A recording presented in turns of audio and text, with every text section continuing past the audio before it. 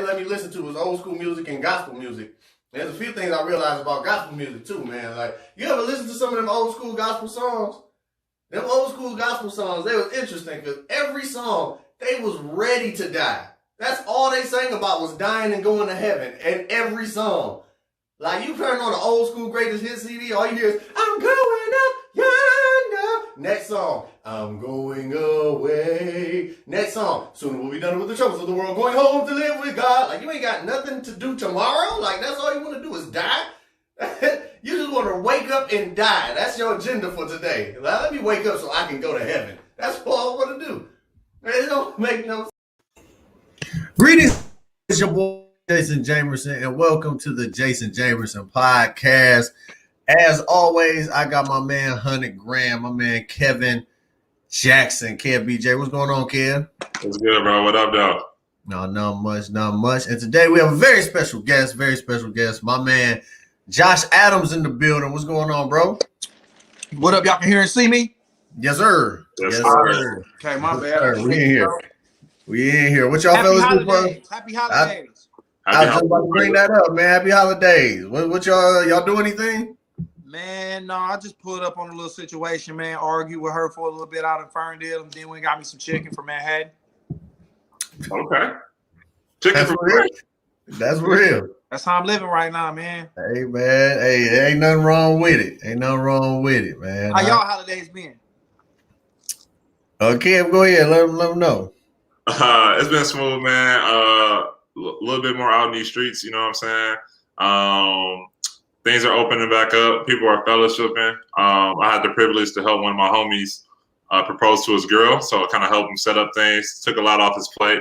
You know, dudes don't know how to, you know, we're not good at organizing things, so he had a lot of anxiety rolling through, but it was a big day for him, so I just kind of helped out with that, and I just ate good, man. But let me ask you this. What's the anxiety with asking somebody to marry you because that's what they want? Like, and let me ask you this. How long your boy been with his girl, if you don't mind me asking? I think 2.5 years, something like that. All right, that might be a little recent. But I'm just saying, like, if y'all been kicking it this long, after I propose to you, that's kind of the next step. You've probably been hinting at it. And honestly, if you say no, then the relationship over with. Gotta be. Not necessarily. I don't know. Why not? Because after I offer you forever and you say no, I'm in the streets. You know, so one thing, what you just said, right? That might be a short amount of time. Everybody's different. So it could be like, hey, no, because I'm not ready at this moment. Maybe we should get a little bit more time. So we're not broken up or whatever. But for my friend specifically, I think he was a little nervous, but like he knew she was going to say yeah, but he just wanted to do it in a situation and environment, have family and friends, and kind of have it in a memorable atmosphere for her to say yeah and have memories and pictures about. And so that's where the anxiety came through. But bro, it's not memorable. I'm asking you to take the rest of my life. I hear you. Like, why do it got to be a unicorn and rainbow and the sun is in the right way? Why ain't it just memorable when I said, hey, will you marry me at this Steak and Shake? I just happened to, the movement happened to hit me now, and I asked you here, why is this not good enough for them? That's funny. Steak and Shake ain't even open no more. So you just take it to a closed down Steak and Shake and propose. And Josh, you're right though. She probably would have said yes no matter what. But I think that it could be the outside world. You thinking those things. You could be things that she may like and talk about. It could be so many other surroundings already. So I hear you on that. Most of the time it's the woman. My bad, go Jay. My bad. No, I was about to say most of the time it's the woman. You're doing it for her, like to get the you know, they want the theatrics and all that good stuff because that's what they see everybody else with. Do that guarantee a long, happy marriage? Not at all. That doesn't guarantee it at all. I don't want to say there's no guarantees because it technically, you know. I just always ask women that, like, would you trade all the theatrics just to have a long, beautiful marriage, or would you rather just be on Shade Room and be the talk of the town for however long, and then we get divorced 2 years later and back out here in the game? That's what I be thinking, because I really want love. This stuff don't really say love to me when it's like, why am I nervous to propose to this woman that I know I want to spend the rest of my life with and she want to spend the rest of her life with me? It's going to be memorable. We're going to make bigger memories than this proposal. This is just the spark that's going to light the flame. But my bad, y'all. I'm in my bag. I done had a little drink. I'm not drinking no more in June, so I'm about to get it all out me now. I'm eating. So what's up? I ain't know we was gonna get this deep this fast. I apologize. Nah, I had no idea. You know, this podcast, we don't got no real agenda, man. We just got things, whatever's on our hearts and on our minds, we gonna bring it up. You know what I'm saying? We ain't got no real agenda over here.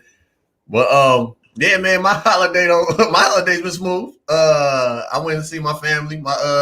All my brothers and sisters was here for the first time in I don't know how long, so we was all able to kick it. And that was the it was karaoke fun. thing? You said what? Y'all did karaoke? No, we didn't do karaoke this time. We did that for my brother's birthday on Friday. Oh, if y'all follow Jason, then you'd have seen that they did some karaoke. Him and I seen it. My bad, bro. And they can sing. I had no idea. You said what? All y'all can sing too.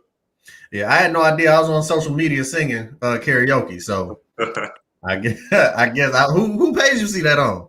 Oh, your older sister. Oh, okay. Yeah, I had no idea she posted that.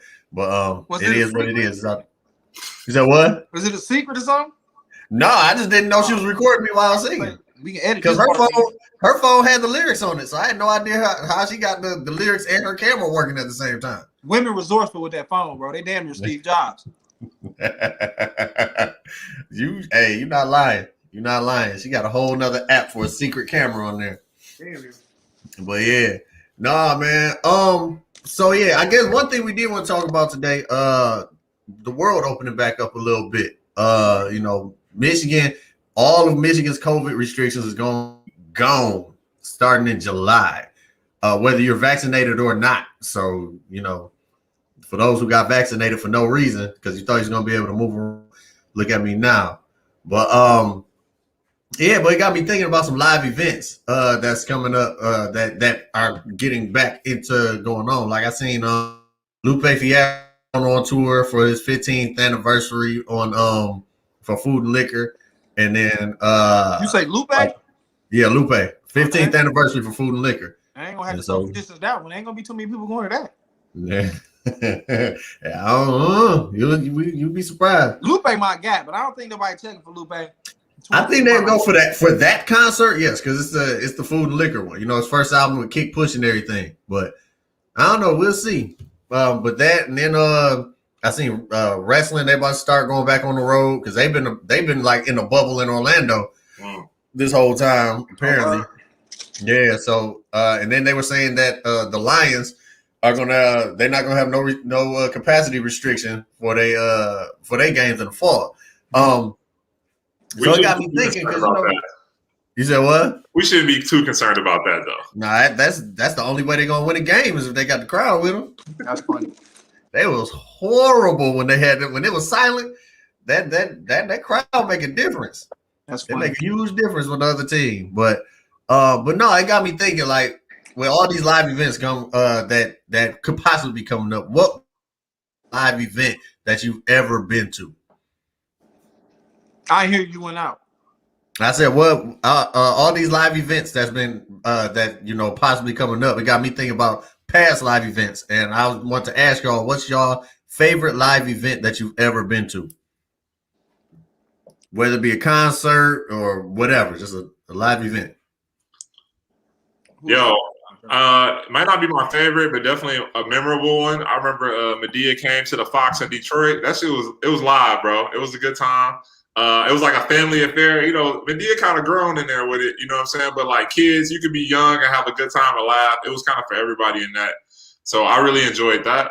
That's one of the things I heard every time Tyler Perry came here, it was always like a good show. Mm-hmm. Yeah. Yeah, I heard the same thing.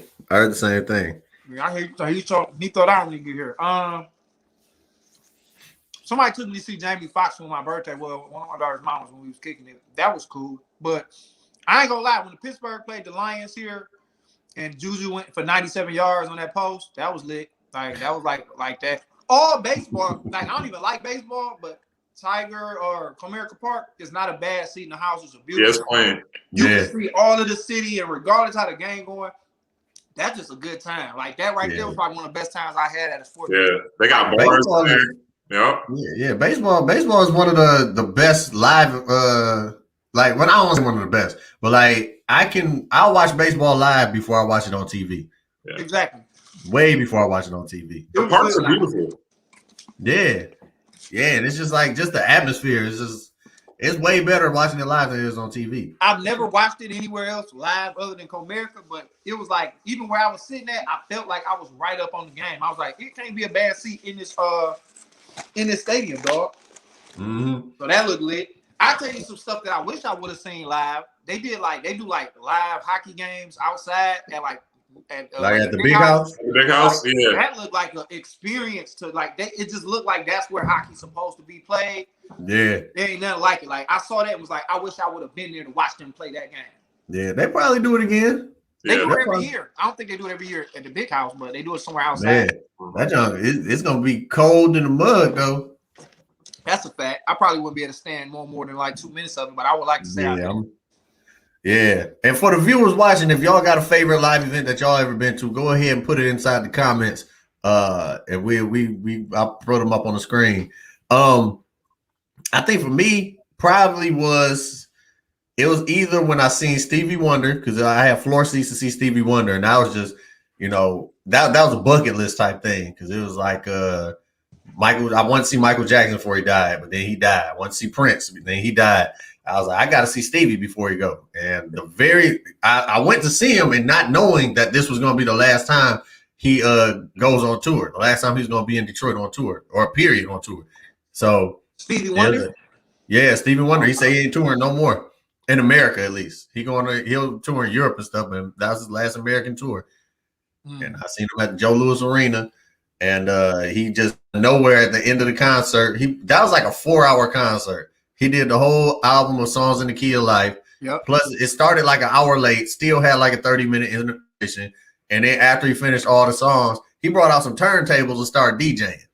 And then after the DJing, he did a whole medley of all his songs. So I don't think nobody. Well, I don't say nobody. There's very few people that I know can do a 4-hour concert, and that people won't be like, "Damn, why is we here this long?" Stevie is one of the ones where you like, bro, he could have did another 4, and we'd have been cool with it. Man, because he literally just did the songs on that album like in their entirety, but then he did like a quick snippets of a medley at the end of all his other songs. I'm like, there's so many other Stevie songs that he ain't even get close to. That's what I'm saying. Stevie, that man, bro. We really sleep on the fact that Stevie is still a living legend. He around. We can walk, touch, type. You know what I'm saying? Get in touch. We can just see that man live. He like one of the last ones of the people that we remember. Like he's still up there with Michael and Marvin and all of them. And he literally still around here somewhere. So every day I wake up, I be scared I'm gonna get that alert. I don't know why, but I don't know if I'm be able to take that alert, bro. That may be the day that I go for a few hours. Come find me, bro. Stevie gone. Come look for me. Man, exactly. But I think a close second for me, when I was younger, I was real younger. The very first wrestling event I went to, them boys be live. I don't know, y'all ever been to a WWE event? Nope. I think I went one time. I don't remember it well though. I was far up. We was in the nosebleeds, baby. Bro, my at the time, my acting teacher had got me tickets.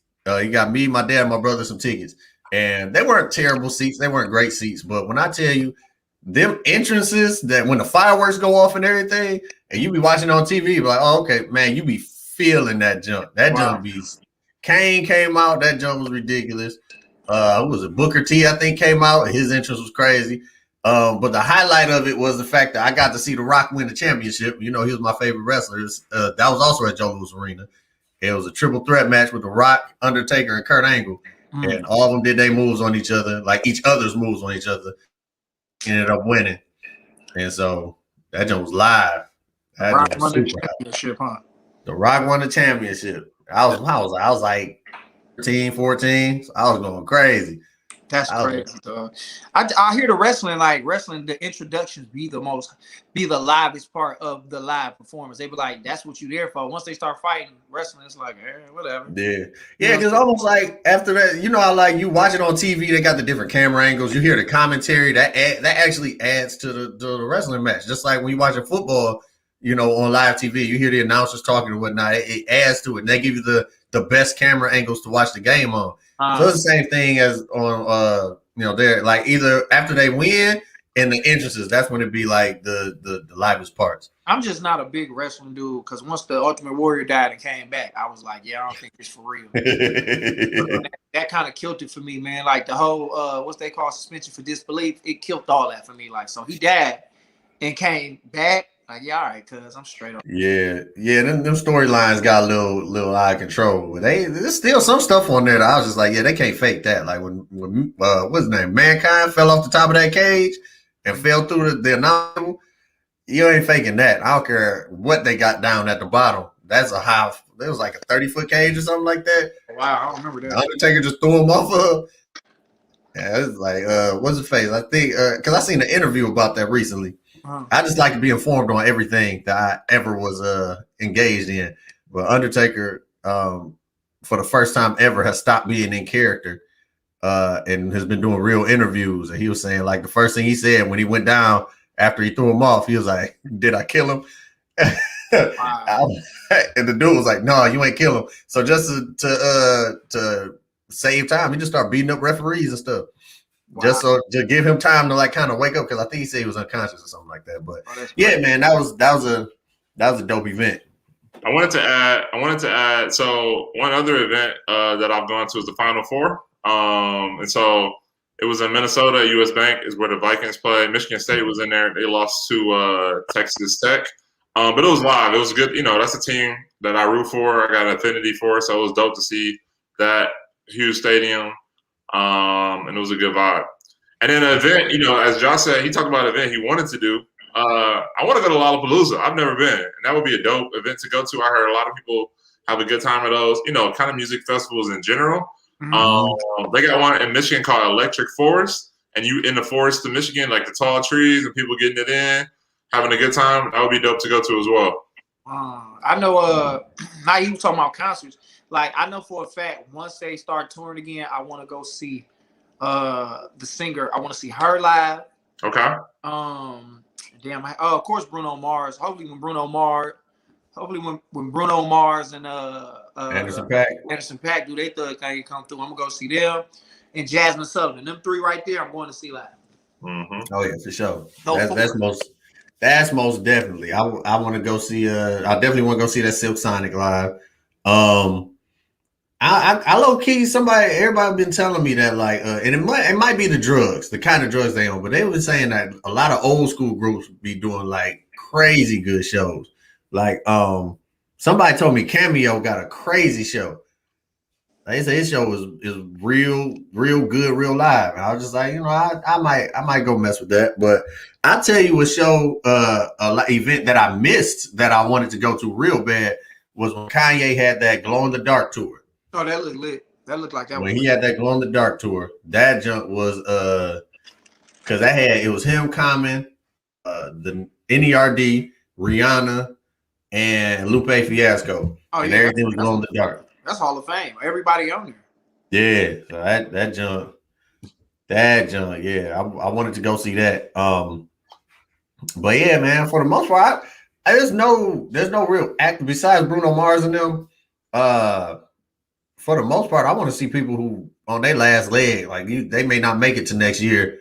You know what I'm saying? Like old school singing groups, like the Legends or whatever. Like if Anita Baker go on tour or something like that, you know what I'm saying? Her last tour, but like, why you want to see people on their deathbed about to go on? Like, I know this thing. Yeah, I mean, I just want to be able to see. I mean, she still got it. Like Stevie still, he ain't miss a beat. So you know, I just want to make. If they still got it, I want, you know, I just want to say I seen them. People like that though, what they do is a residency at like Vegas or something like that, and they just stay in one spot. They comfortable, they can rock it out and kind of doing those things. I saw Earth, Wind & Fire and Frankie Beverly and Maze as well. A little older, but if you know the words, you're having a good time, just like your aunties, right? Up in there, you know what I'm saying? Usher got a residency, right? He just set up out in Vegas. Mm-hmm. You said who? Usher.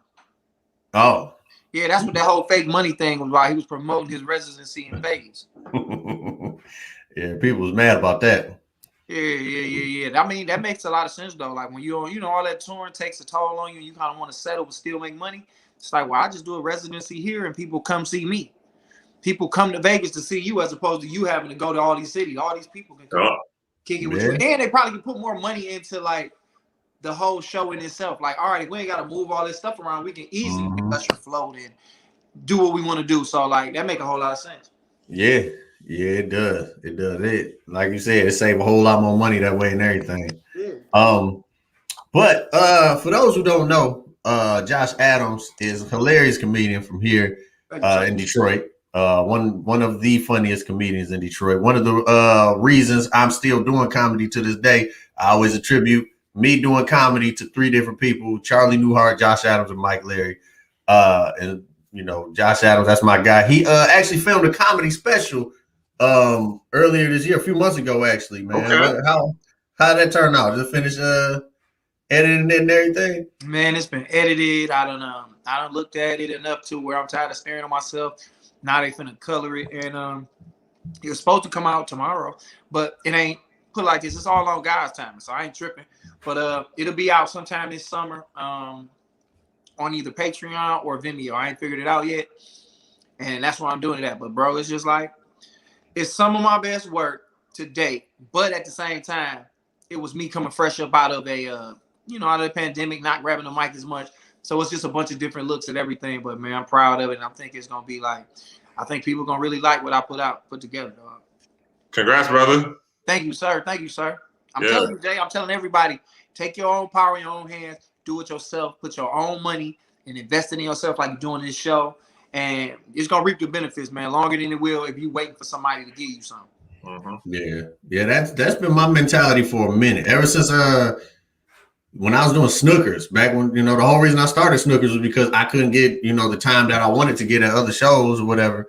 So I said, let me just start my own. And so one thing I will say all the time is like seeing where you're at, and like my mentality when it comes to certain things, when it comes to comedy, is like I'll think about it. I wouldn't even talk to you about it, but then when we actually do talk, you'll say it before I even mention it to you. It just it's always been confirmation. So I know you be saying that I'm stealing your ideas a lot, but really what you be saying is like confirmation. I legit be thinking about some of that stuff sometimes. Tell you, do it, bro. You got it. Yeah. So Josh, I want to ask a couple questions about your special, just like the logistics around it, if you don't mind. Yeah. So you decided to do a special. Can you tell us like where the location is, how you decided the location, and like how you put the team together? Put like this. It all kind of came together organically. Like, the universe put it together. I went and performed at this open mic that Cesar Toriano hosts on a Wednesday night. It's called the Raw Space. And they have been going all through the pandemic. A lot of these poetry spots was already going. I just wasn't moving like that. So I was like, all right, let me go to the Raw Space. I went, I performed. And I think the host was like, man, the owner loved you. And the owner walked up to me and was like, bro, you hilarious. Bro, if you ever want to do something here, let me know. And I was like, oh, damn, it's a black venue. And I was like, all right, bro, I'm doing 3 specials. I still got 2 to do this year, 2 more. And he was like, I was like, bro, I think I want to do it here. He was like, bro, whatever you want to do, let me know. However you need me to help you or whatever.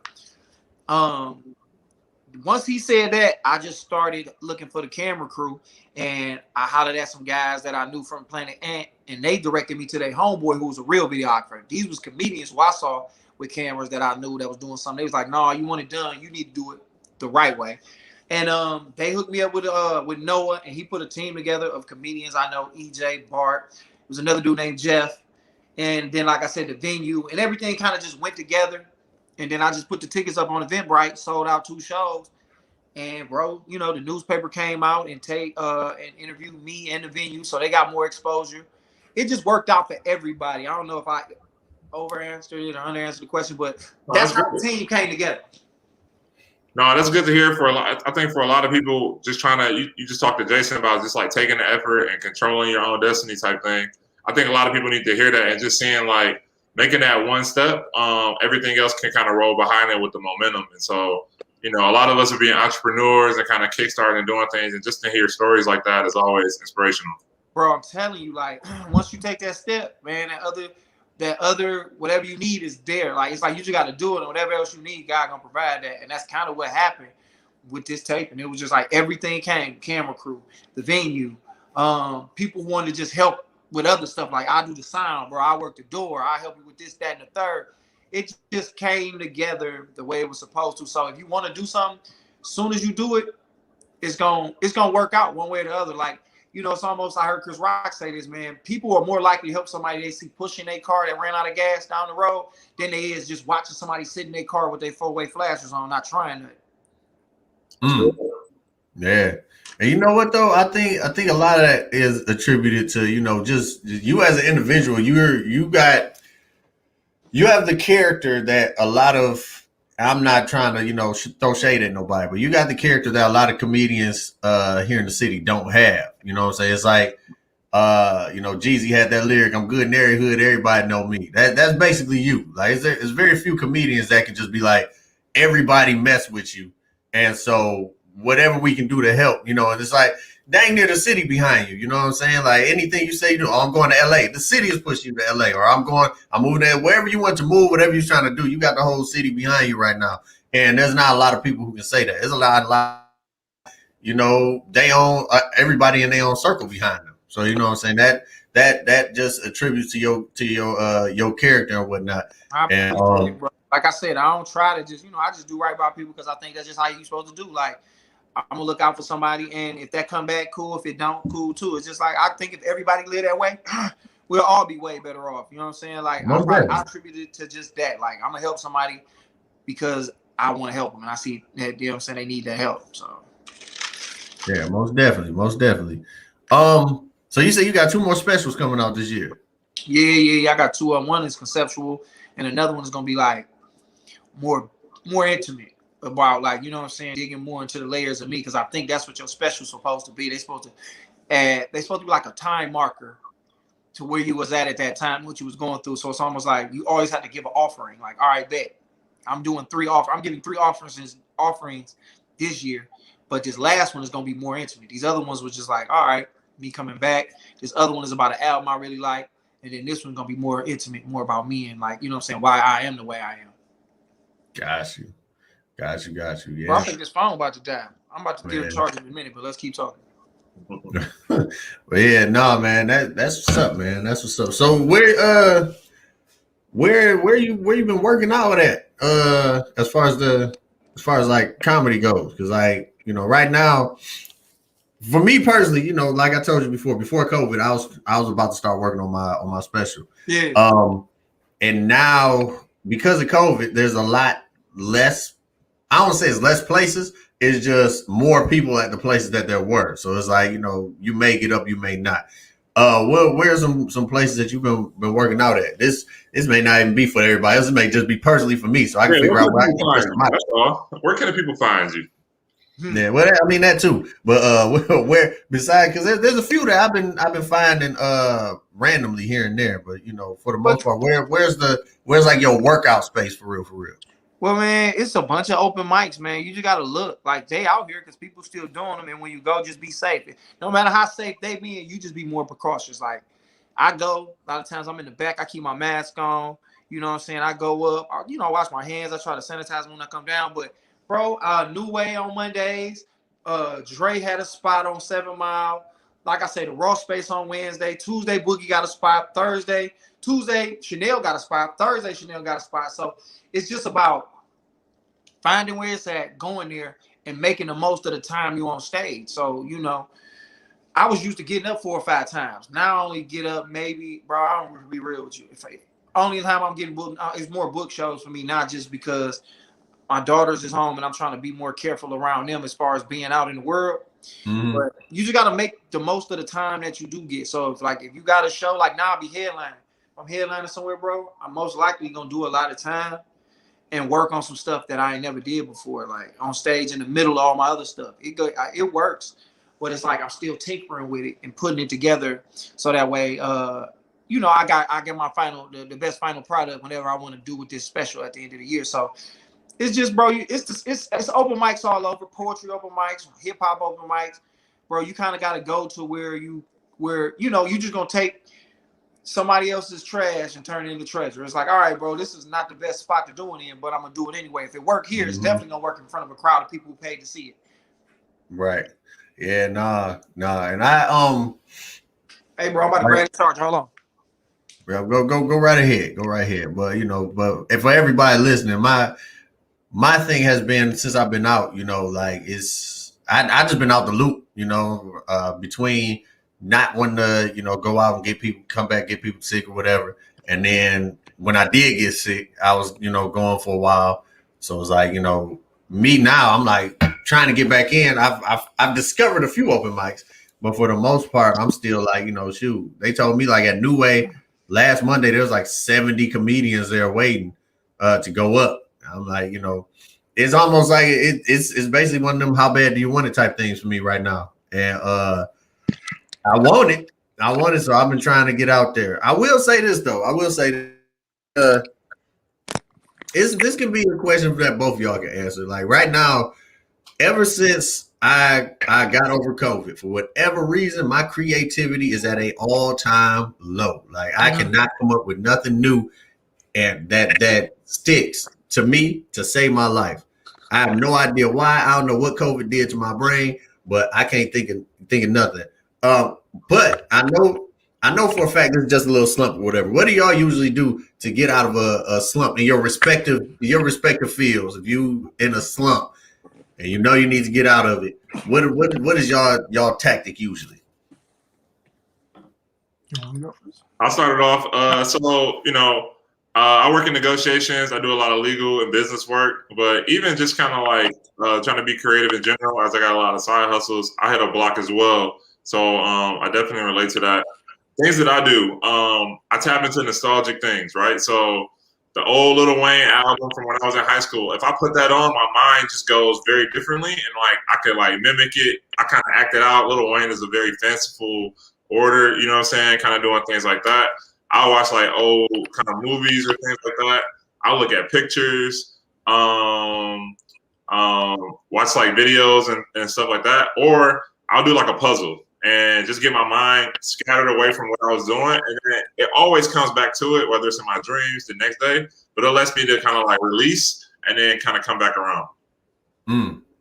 Yeah. All that sound about right. I mean, I think it's a collection of things. It could be different stuff from time to time, but most definitely during this pandemic, bro, we was all thinking about the same thing. Everything that they were shooting our way was about this or based around this. So we all kind of had the same type of thoughts. So it was like, damn, he talking about that too. He talking about that. She talking about that. So in reality, bro, I just sometimes take a break. I just don't even trip on it because I know it's gonna come.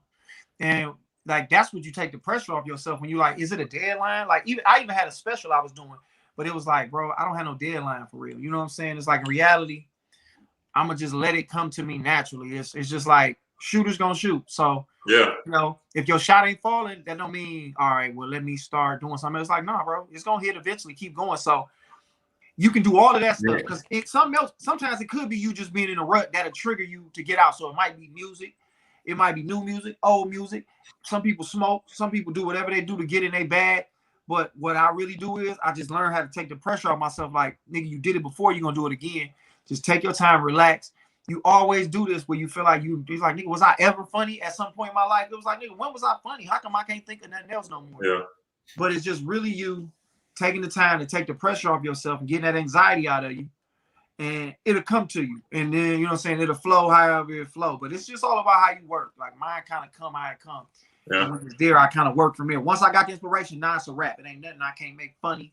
And now all these ideas are coming to me. So I understand it's a give and take. So I gotta take everything in the process that's coming my way. So I know I'm gonna have them days. And it might not last no more than a month. It might last 2 weeks, but it's gonna happen. And I got like, all right, it's gonna come when it comes. And look over old material. Like your stuff. Like you might go back over some old jokes that you had and be like, oh, I can make this way funnier. Because you probably got some stuff that you didn't even fully develop all the way. It got about 50% of the way funny. And now you at a whole nother level of comedy. You can take that joke or that idea to a whole nother place. Yeah. Wait, I would add one thing too. Like in the pandemic, as Josh said, we were all kind of doing the same things and so thinking the same way. But your life before that was very different, which maybe have contributed to your creativity and your thinking and the way you're kind of doing. So I would say try to live a little, get back to a more active lifestyle, being in different spaces and experiences. I think that'll allow you to just like be natural with it because you're in a very fixed environment potentially. You're seeing and doing the same things in a safer way as well. And so just trying to branch out a little bit if you can in the safest way.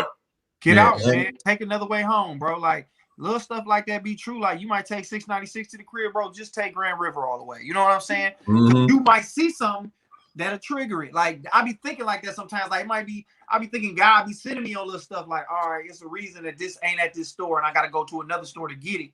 Like, bro, take this life in as it come to you. Like you ain't always gotta do the same stuff. Come, you know what I'm saying? Just try different stuff.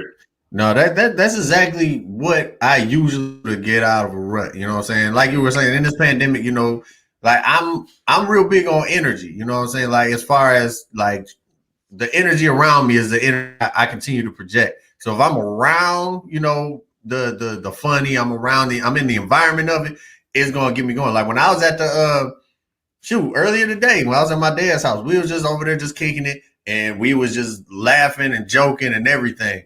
But it's when it's that whole this man discovered a whole new side of him once he turned that light on. I just didn't realize that I had some more light that I could, you know. Go ahead, my brother. You was over your daddy's house. What happened?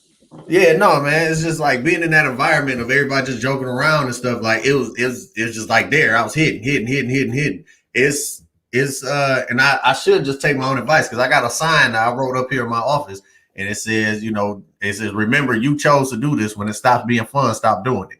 And, you know, that's what it got to a point where I was like, all right, I'm back. I'm healthy again. I'm about to start doing it. I felt like I was trying to force myself to do it. And I was just like, you know what?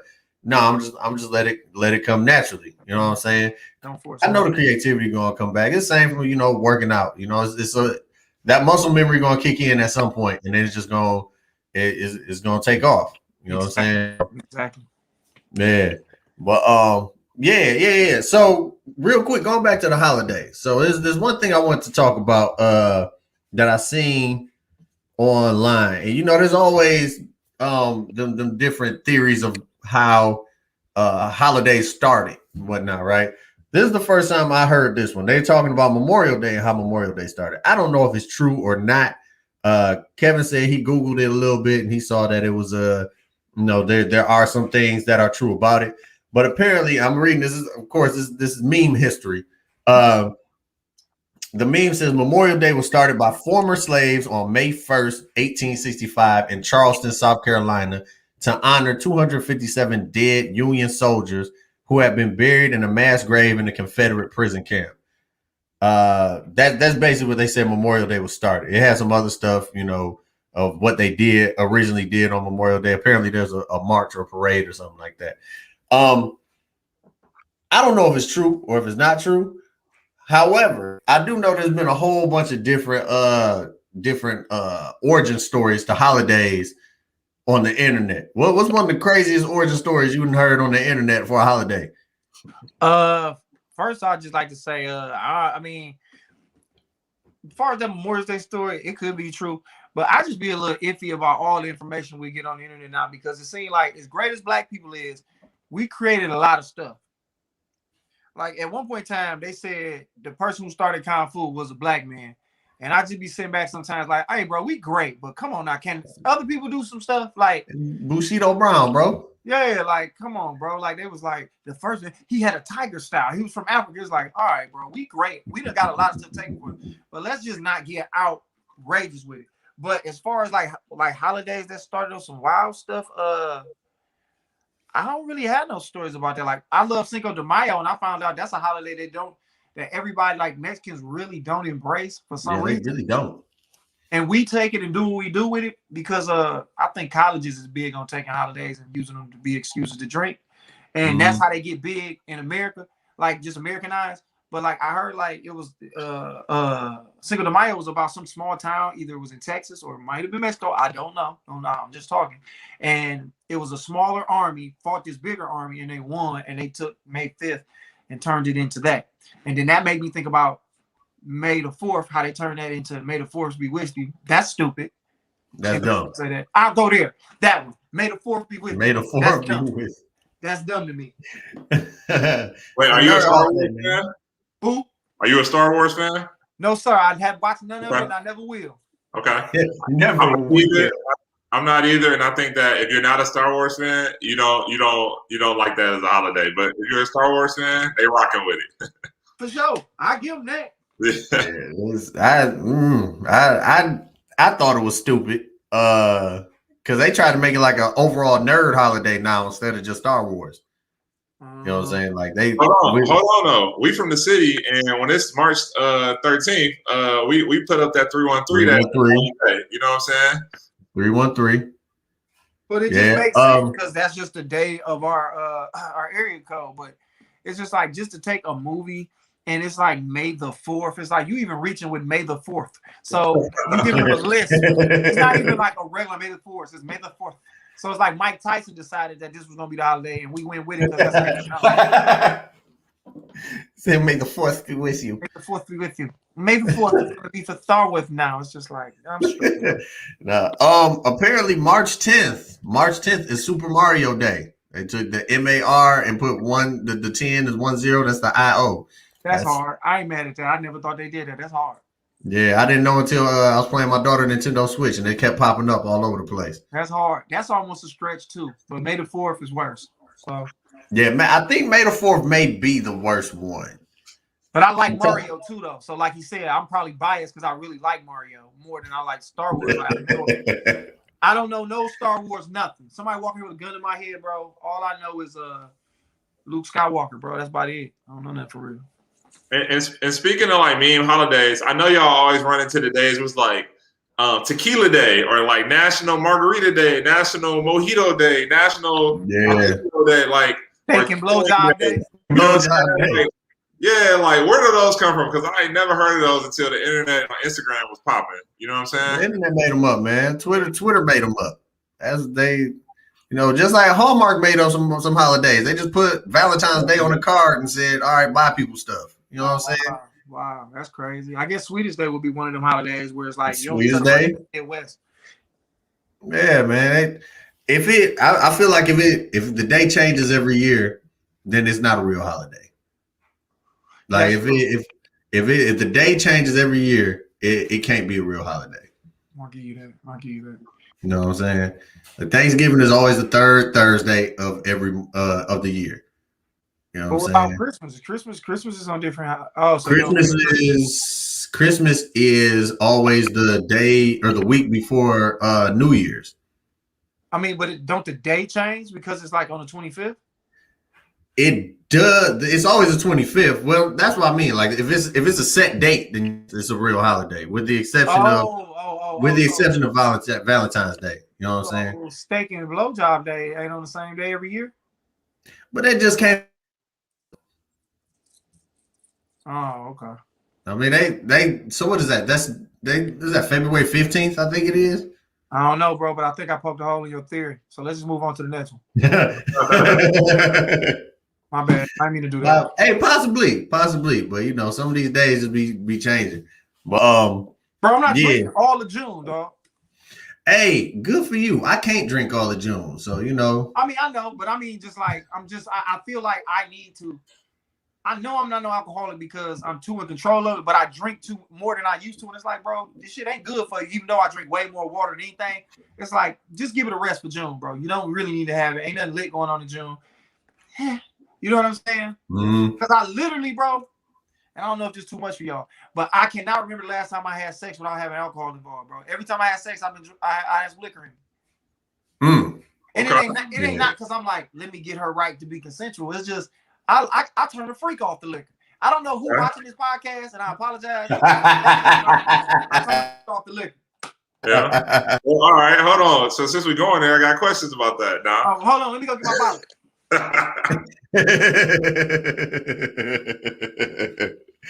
He said off the liquor, man. 12 o'clock is a wrap. So come on.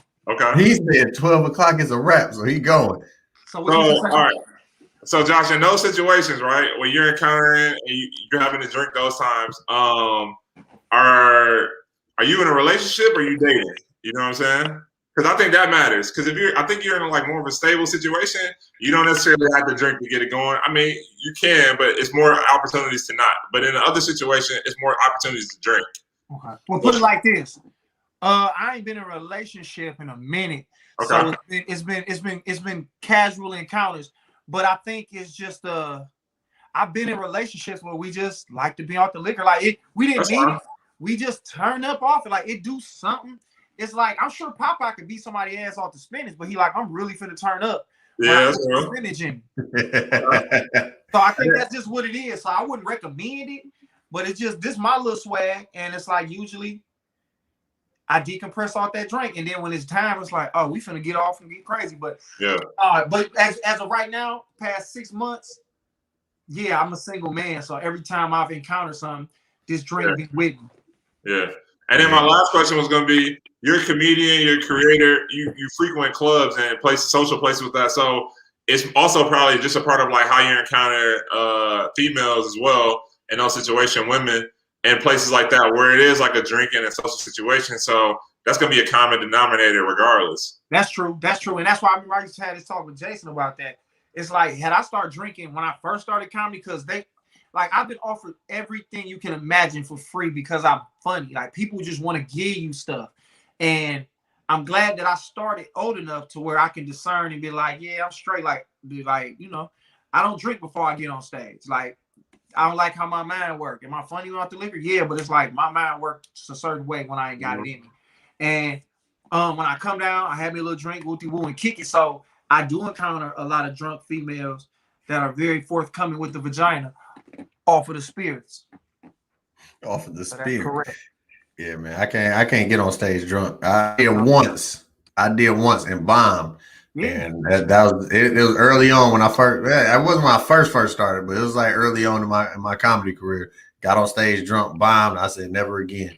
But put it like this, I can manage up there, but I'm not finna go up there like put it like this. I've been on stage and I'm headlining and I probably got like 5 minutes left and I'm like, all right, I'll take a shot. Because you want to create a moment. I don't do this every time, but if it's cool enough crowd, I'm like, all right, they'll never forget this. Like, all right, we're gonna take a shot with Josh. Maybe I'm a little, thinking a little crazy, but I just think about creating moments sometimes. And then I'll do a little longer and we'll kick it. But I've never been shit-faced. And I seen comedians go up there and think they just murdering. And I'm like, bro, you drunk and you don't even know that wasn't even good. Like, I'm already hard enough on myself as it is. So I know I'm not gonna go up there drunk and not in my right state of mind. I'm gonna feel like I would never want to see the footage of me on stage off the drink. You know what I'm saying? But yeah, man. If whoever else on here with me, hit me up in my DM, bro. We can go through this journey together. All the way through June, we ain't drinking. Hey, I'm with you, but it's not by choice. I got 4 weddings. I don't know if I can do it. Come on, bro. Let's do it together as a family. Hey, but can't do it. Hey, we all in this together, bro. Do you know how many? It's almost like when you can't do something, that's when it just gets thrown at you for free. Yeah. Like, you know how many times I've been somewhere and I just got so much like, oh man, I did that show with Mike Ball in Jackson last week. Yeah. And after I got on stage, like it was some dudes who was talking in the crowd. It was real loud. And I got them together because I was hosting the show. So I do more crowd work when I'm hosting, I realize, but that's neither here nor there. But I got them together, you know what I'm saying? Just I won't say I roasted them, but I got into them for a second. And then I came back, got them back on my side, got off the stage, and they goes, "Oh, what are you drinking?" I'm like, "Water," because I can't drink nothing else. And I went to an open mic on Thursday, and I can't remember who it was, but it was another comedian. It was like, "Oh, you want to drink?"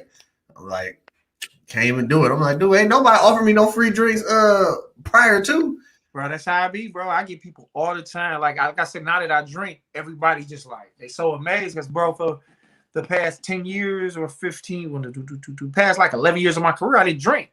So it's like now everybody looking at me like, and I don't do it publicly. I mean, I guess people don't watch podcasts, but like I just don't be around everybody drinking. I'm still kind of in my bag with it. But then people be like, "Josh, you drinking?" Like to this day, people still thrown by it. And I take that as a point of pride. Like I ain't out here geeked up about it, telling everybody they should be drinking. This is just what I choose to do, and I do it I feel like I do it in a way that's grown up enough. And I'm chill. Nigga, I started drinking when I was 30. Like niggas be like, "Why you wait that long?" It's like, why? Because I ain't started drinking when I was 16. You know you weren't supposed to do that, right? Right. Like I'm a whole consistent adult that can make these decisions and live with the consequences. But all June, man, we ain't doing this no more. Yeah. But July the 1st, it's over with, boy. Hey, we're gonna have countdowns with you weekly just to see how you did for the week. You know what I'm saying? Cheer you on. Do it. I'm with it. We can have this a reoccurring thing. We'll come back. I'm not drinking, bro. I ain't scared of this, bro. I don't need it. I like it. Yeah. I don't need it, bro. It's like deodorant. All right. So whether you want here or not, we gonna get a check in from you every week. You need the deodorant. Don't be coming up in church on 90-degree Sunday. Big musty. We musty out here and we rocking ball fade. We bring back the Green Hill 97 ball fade. Everything is different now, man. We back on ball fades. If you got dreads, you losing. Get your ball fade. Oh, really? Losing. Wow. I had no idea. You lose. I got locks because I'm woke. So, No, but I respect it. But no, people tripped out when I went to ball fade. They was like, damn, what you doing with the ball fade? I was like, remember he was saying you just need to do some new stuff. It's like, bro, I had the little 360s for a minute, did the taper, whoopty woo. It was like, what I ain't done. And my barber is amazing. So I'm like, bro, what you think I should do? He was like, bro, grown man off the ball feed, like ball fade off the beard. That's some grown man. I was like, do it. So it was like, this is my homage to Grant Hill. I don't even know if homage is correct. To Grant Hill. That's funny. Bring back the Grant Hill. And you know what though? It's not even that dramatic of a change. Not no shade or nothing, but it's not that dramatic of a change for me to be like, because you said people was tripping off of it, and it's like maybe it's because I had all this hair for so long. It's just like a haircut, unless it was like you went completely bald or something like that, or like you started. Did he just? I think he just turned his camera off, but it's big dramatic changes like that is like me cutting my hair, or if he were to grow his hair out a little bit more or something like that, but because I was for sure about to cut my hair in the middle of when I had COVID. I was so tired of rolling around and my hair was under me, or I couldn't put it in a ponytail and nothing like that. I was so ready to cut my hair. I put it on Facebook trying to figure out how much the average haircut costs, and I got a various amount of answers. You spend 25. I think in Detroit you might spend 20, the minimum, but it's like 25. Hey, my bad, y'all. I'm a father, and my kid hit me up, so my bad. Go ahead. Haircuts, $25. Yeah, no. I was talking about how Josh. I threw him. I hit him with the 50 because he damn near Jalen Rose me the first day. He kind of put the spray in my head, and it was more for his page than it was mine. Cause nigga, I ain't tripping. You know what I'm saying? But he was like, he gave me the little whatever, like nigga, like I was gonna host the BET Award. Beijing. Yeah, he got me all. I don't know if he did Beijing because you got to test somebody's skin for that because you can be allergic to that. It's something else he did to darken it. But threw him the 50 ball, but this was thorough. Everything was just like, you know what I'm saying? So that's where I'm at with it, man. So at this point in time, because like I was telling Kevin how like when I had COVID, I was legit like thinking about cutting my hair. My wife was the only reason why I didn't cut my hair. Why did COVID make you want to cut your hair? It was starting to get annoying because I couldn't get it retwisted, and it was just all over the place. I couldn't, putting it in a ponytail wasn't really working. Bro, I'm late. All bad though. Like during the pandemic, before we get a cut, like I don't know how your cousin was looking, but bro, I was looking wild. Like this was everywhere. Yeah, bro. Like I never realized how much I missed another man's touch. You know what I'm saying? Until my barber touched my hair, he came to my crib and cut me. I was like, nigga, I tingled a little bit, like I had like goosebumps on the back of my neck. And my nigga, but you got the doctor goosebumps. Yeah, bro, I was done. Like, nigga, I got my little cut. I was like, we all look Filipino when our hair done grew for a long time, and then we finally cut it so it stick up. But it was wild. But yeah, we all look wild. But you wanted to cut yours because you couldn't do nothing with it.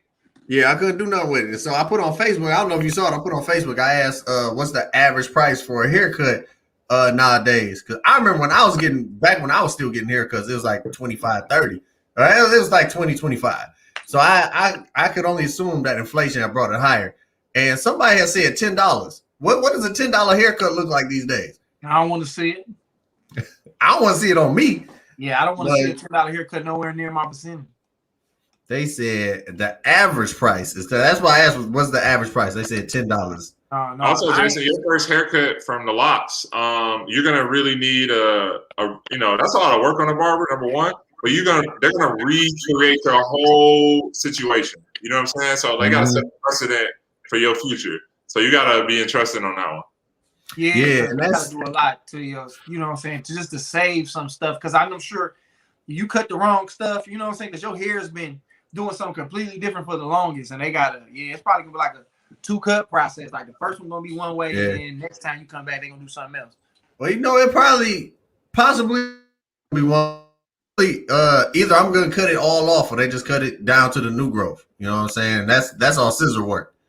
So I don't know how long that might take to cut it down to the new growth if they're doing one at a time or whatever.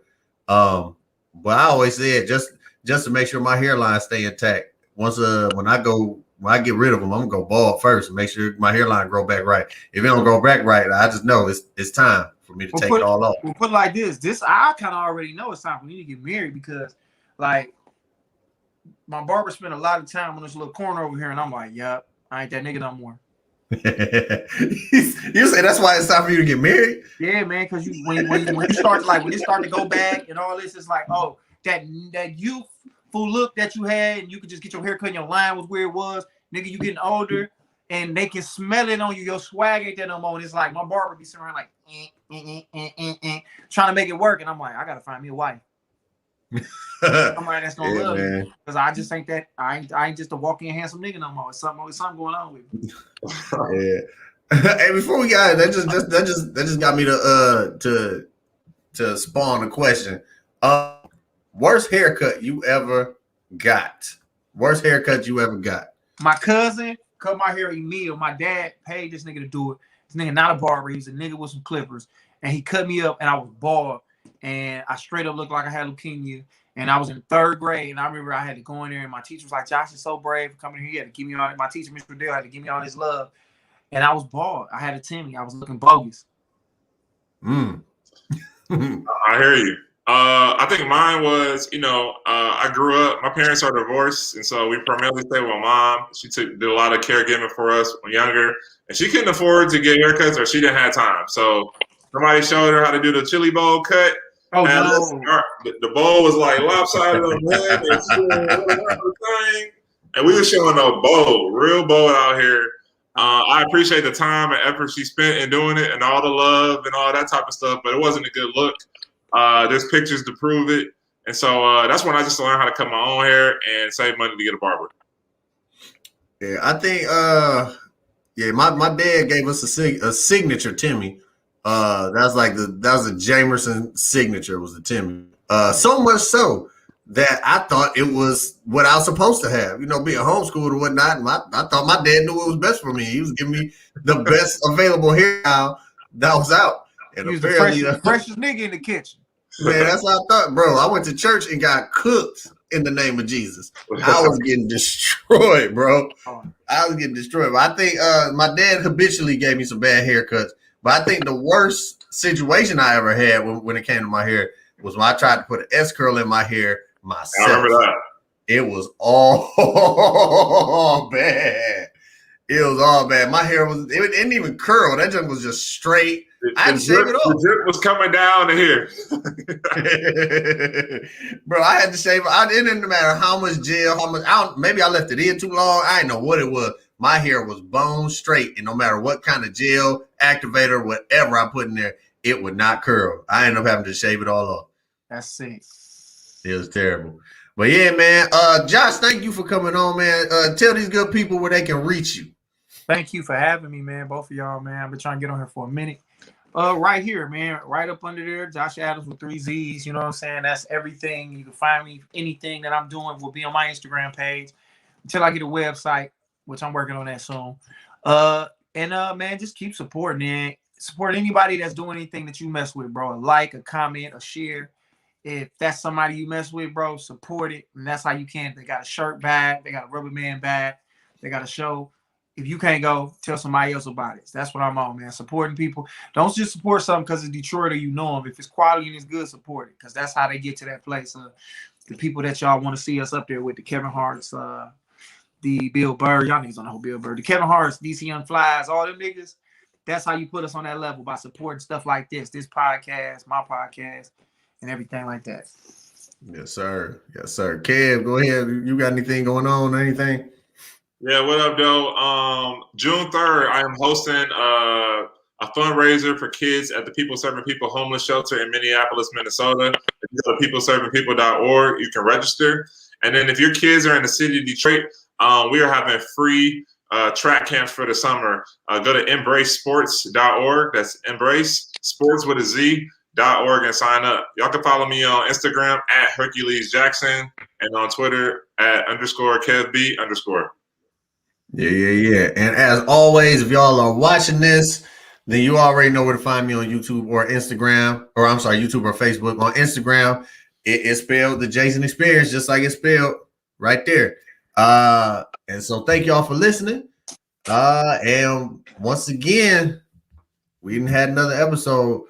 I just realized we're one episode ahead of what I thought we were, because I did episode 5 2 weeks in a row. So this is actually episode 12, y'all.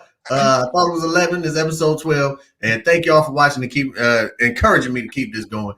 And yeah, I'll see y'all next week. Peace out.